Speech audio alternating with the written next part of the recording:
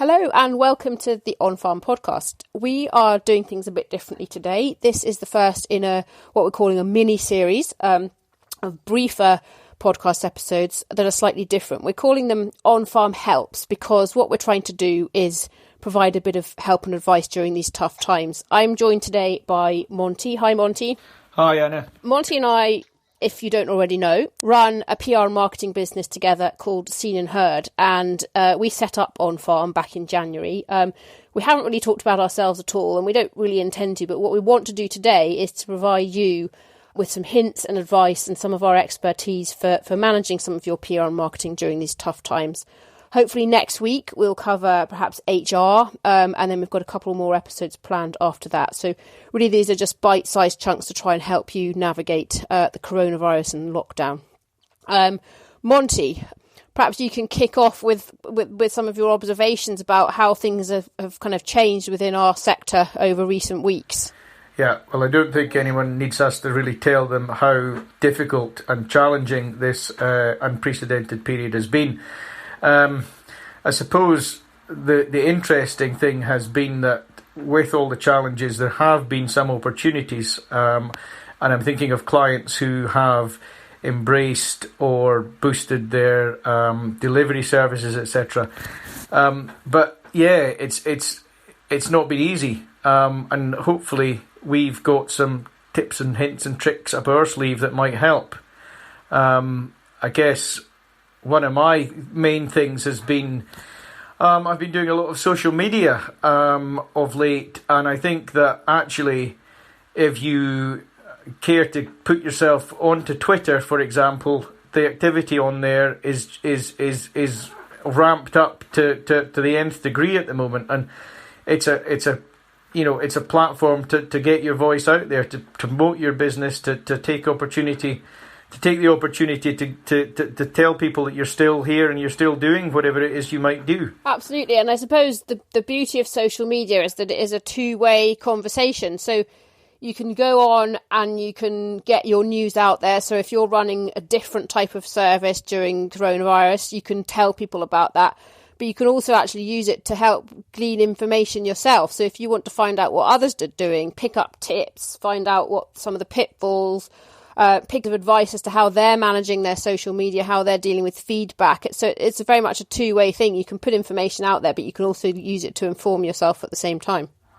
Yeah, absolutely. And if we can find reliable people to follow and reliable sources of news on social media, it certainly seems to be the best way to keep up with what's happening and, as I say, to promote your own business. One of the things that I've picked up, again, from social media, which I think is probably useful to anyone listening, is a simple, very simple tip for business continuity, which is when a key worker in particular is going about their everyday tasks, especially repetitive tasks, take your phone out of your pocket, shoot a little film of what you're doing. This could be something that you're doing on a farm, in a workshop, even at your desk. If it's something repetitive, a little film of how you go about that task.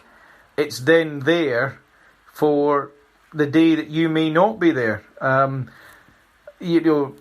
We just don't know what's ahead of us all, and something that can be left for easy handover is a little film. Yeah, so you kind of mean sort of like a roadmap to your job, so that if somebody's having to fill in for you, they know how you do it, what tools you use, and they can, as far as possible, replicate what you do if you're in isolation or not feeling well. Correct. That makes a lot of sense, actually.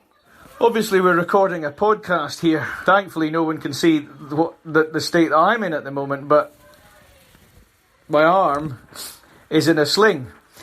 I stupidly ended up in the A&E department at the end of last week. I have badly damaged my arm. We are in the middle of lambing here, and yeah, it's been a fast learning curve for anyone who's been prepared to help me. And I just wish that was some of the advice that I had followed, which was to just, take a little film, show what you do, and then pass that on. Here's exactly how I feed these animals. Here's exactly how I carry out this task. Here's exactly how I even, how I work this spreadsheet, whatever it might be.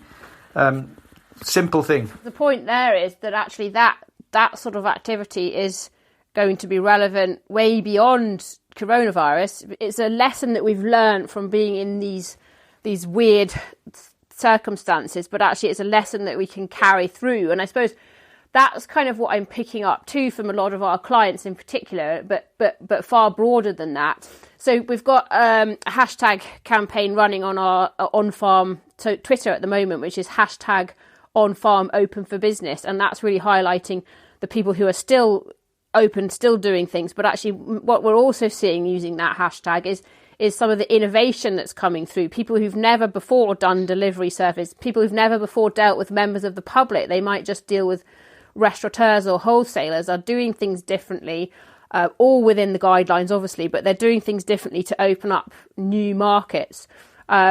I was actually just chatting to a client this morning who said somebody had been in and she'd said she'd been driving past the end of the farm road for years and had never actually stopped to shop there, but now she's thinking about the importance of local produce and supporting local business, and it's all because they're getting out there and they're telling people what they're doing and they're doing innovative things. And I think that's really coming forward from a lot of different people, that it's not quite business as usual because people are coming up with new, fresh ideas. I think the other thing that flows from that is when it comes to events, conferences, that sort of thing, this situation is forcing people to be innovative in how they deliver.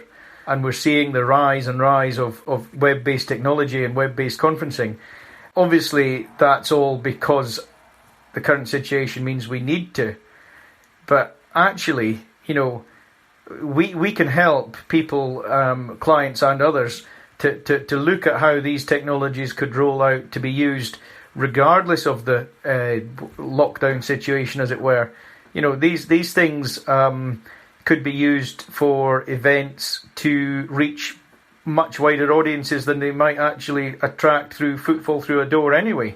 So I mean, obviously there's so much to be concerned about at the moment, but some of these lessons that we learn, they could be long-standing and they could be a great thing for businesses and in that case events in the future, regardless of where we're left with lockdowns, etc. We're already talking, aren't we, to some people about how we can use podcasting to not replace their events because they're irreplaceable, but to try and convey some of the important messaging that many of these events convey that this year they won't be able to. And podcasting is a great platform for being able to do that. So anybody who does have any kind of event who's thinking that perhaps a podcast might help to plug some of the gap, please do get in touch and let us know.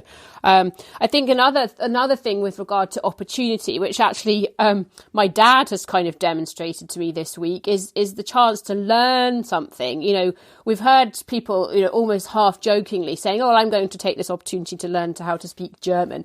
It doesn't necessarily need to be something like that. But, my dad's doing an online course now in meteorology. Anybody out there could do an online course in wherever they think their skills are lacking. So it might be bookkeeping, might be social media, do a social media course, learn how to master Instagram, learn how to do something else that ultimately when we come out of the other side of this will help their business because they'll have upskilled themselves. In some ways, we are really lucky in the rural sector in that we're all, to some extent, it's not business as usual. That's the wrong expression to use because these are really unusual times. But we're all getting on with the job. We're all pretty much, in some ways, super busy. I really feel sorry. I really feel genuinely sorry for people who are in a situation where, either they haven't got work or they can't work or they're cooped up and they've got no real escape from this lockdown. But I guess, again, that's maybe where something like learning a new skill or whatever, yeah, absolutely, I agree. And if it benefits your business when we come out of this, good. The term a lot of people use is future-proofing, isn't it? To think about well, what will my business need of me when we come out of this? Will I need to have new skills to approach things differently? Will my staff need to do something differently? And thinking, well, what can I do now that might help that? And actually, again, we've had 2 or 3 calls from clients to say, I've been putting off redeveloping my website for years because it just always seems to drop to the bottom of the pile. Now I'm in a situation that obviously I'd rather not be in, but I am reassessing, and I've realised that now is the time for me just to get going and to get that website freshened up, so that when we are out the other side, I can really kick off ahead, rather than then having to start thinking about, well, what do I need to do for dealing with the second half of 2020? You may not have time to do it. If you're in a business that is frantically delivering things to all corners of Scotland, then obviously it's less applicable to you. But there are businesses out there that are prevented from trading in the same way that they normally would, and they might just have the opportunity to think, right, I need to really take the bull by the horns and do some planning. Yeah, and of course, just going with your website example there, again, in this situation, what's important? How do you get your message out there? People are, they can't just rock up to your offices and see whatever. They can't just go to an event and pick up leaflets and literature about what you do. So, this is probably as important a time as there's ever been to make sure that your website reflects your business and what you're all about. We've been saying in some of our newsletters to our clients, it's not the strongest of the species that survives, nor the most intelligent, but the one that's most adaptable to change. I think that was Charles Darwin who said that, and it's so true. In these times, we've got to adapt and innovate, do things differently, do things in a clever way. And I suppose that leads in a sense to what you were saying earlier about the video clips, Monty. Yes, it's really important to create a video clip to show people how to do your job if you're incapacitated. But actually, why not use video clips for your social media? I spoke to somebody from the Royal Highland Education Trust this morning, and she was saying, we can't get out and about anymore. So we've got children, the children of farmers and volunteers who are out there creating little videos for us that we can then use for education. So, make your own videos, tell the world what you do and tell the world how you're adapting, and put those videos up online. My daughter's the only farming child in her primary school, so the teacher got in touch with me and said, could you create some videos about what's happening on the farm, and we can use that as part of the education plan that we've got for May. So it's about thinking outside the box and doing things differently. And just briefly, going back to social media, there are businesses out there who don't have a social media presence at the moment, and they're probably thinking, gosh, now is really not the time to start one, because if I do, I'll have no followers and nobody will hear my message anyway. But that's exactly not true, the opposite. actually. Yeah. Exactly the opposite. You might not have any followers, but you'll know plenty of people who do. So piggyback on what they're doing. Tag Seen and Heard if you're on Twitter, for example, and we will then share your information to our audience, as will, I'm sure, many other organisations, depending on what you do. But, NFU Scotland, Scotland Food and Drink, they're all examples of organisations that will share your news. So you don't have to have any followers. You can effectively piggyback on other people to get your important messages out, whether it's something simple like opening hours or something much more interesting like, the ways in which you've innovated. Other people can help you to share those messages and get things across too.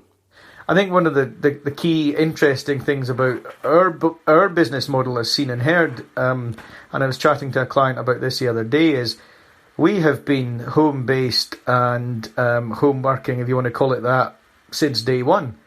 That's how we operate. The whole team scattered throughout rural Scotland, mostly on farms actually, but all scattered, but all effectively working as a team, and all effectively working on behalf of our clients. That we've always done that. So I guess we haven't had to adapt, but we've always known that it can be done without the presence of an office and what have you. Makes it difficult when you can't get face to face with clients, no doubt about it.